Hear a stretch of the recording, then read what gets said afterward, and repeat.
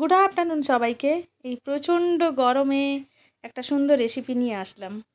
হ্যাঁ, পাবদা মাছ কীভাবে বানাবেন। হালকা তেল দেবেন।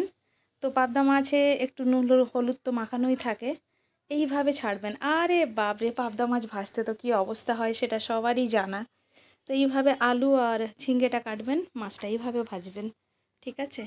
তারপরে ঝিঙ্গেগুলো ভাজবেন।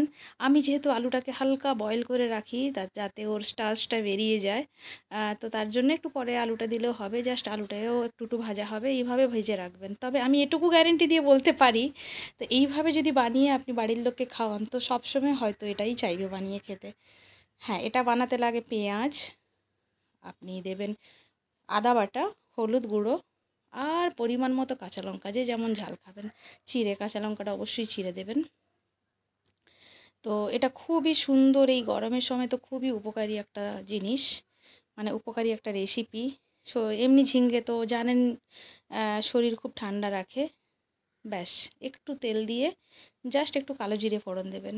কালো জিরে ফোড়ন দিয়ে ওইটুকুনি পেঁয়াজ যে কাটা ছিল পেঁয়াজটা দিয়ে দেবেন। তবে পেঁয়াজটা কিন্তু যাতে পুরো ভাজা না হয়, জাস্ট হাফ হাফ, মানে ওই রকমই। আমি যতটুকু ভাজলাম ততটুকুই ভাজবেন। তো একটু ভেজে তার সাথে আদা বাটাটা অ্যাড করবেন। আদা বাটাটা দিয়ে কাঁচা লঙ্কা অ্যাড করবেন, কাঁচা লঙ্কা আর সাথে ওই হলুদ যে রাখা ছিল হলুদ, এবং আমি ওই বাটিটা ধুয়ে হালকা একটু জলও দিয়ে দিলাম যাতে হলুদটা ধুয়ে চলে আসে। তো ব্যাস বেশিক্ষণ লাগে না, টোটাল মানে সব পুরোটা বানিয়ে উঠতে ওই 15 to 20 মিনিটস লাগে। ব্যাস এই রকমই, জাস্ট আদাটাও একটু ভাজা ভাজা হয়ে যাবে। হ্যাঁ, হলুদ সব কিছু মশলাটা টোটাল মিলিয়ে হয়তো 4-5 মিনিট লাগে। তো এইভাবে নাড়িয়ে জাস্ট এইভাবে হবে, হালকা তেলটা বেরোবে। তো আপনারা ওই ভেজে রাখা আলু আর ঝিঙ্গে, আমি যেহেতু ঝিঙ্গেটাকে ভালো করে ভেজে রেখেছি এবং আলুটাকে হালকা বয়েল করে রেখেছিলাম, তার জন্যে একসাথে দিয়ে দিলাম যাতে সুন্দরভাবে দুটো একসাথেই সেদ্ধ সুন্দরভাবে হয়ে যায়, কারণ সবগুলি অলরেডি নরম হয়ে আছে। তো এরপরে কি করবেন, এরপরে নাড়া এইভাবে হয়ে গেলে, মানে এটাও নাড়বেন বড়জোর মিনিট 2 থেকে 3। তারপরে জল ঢেলে দেবেন।